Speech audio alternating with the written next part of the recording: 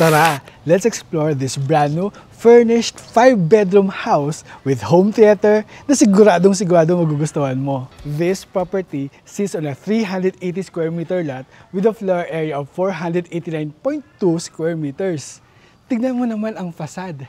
Sumisigaw ng sophistication and elegance.